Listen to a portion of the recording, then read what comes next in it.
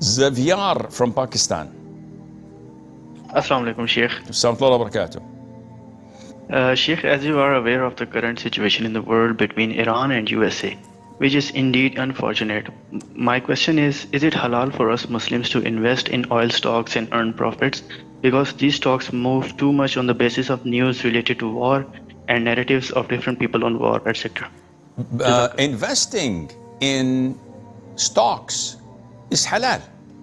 Whether you're investing in stocks in America, in the UK, in the Middle East, in Pakistan, what is critical to understand is, are these stocks halal to invest in or not? So there are stocks everywhere, but not all stocks are halal to invest in, because when you invest in a company, you become a partner, because I've bought 0.001% of its shares. So now I'm a partner. Sometimes I buy 5%, 10% if I'm a multimillionaire or a big investor. If the company's line of business is halal, that's fine. They sell pharmaceutical products. They sell agricultural products. They manufacture, produces different things like electronics, pipes, whatever. That's fine. But if they finance their projects, they have to build a factory, they have to market their products in different companies. So they borrow, they finance from banks and financial institutions with interest, with riba. That is haram.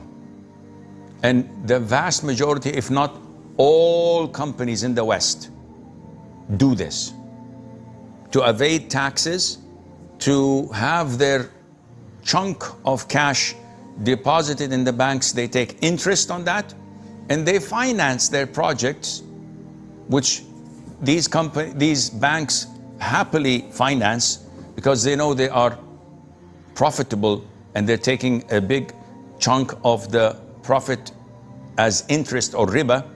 So it's a win-win for them, but this is haram for me as a Muslim. This is clear riba, and I'm getting riba into my investments. This is haram. If you're investing in halal companies found in Muslim countries, alhamdulillah, little and few, but they are available, then that is fine, inshallah. Zainuddin from the UK. Assalamu alaikum wa rahmatullahi wa barakatuh. Assalamu alaikum wa barakatuh. How are you, Sheikh Assim? Alhamdulillah.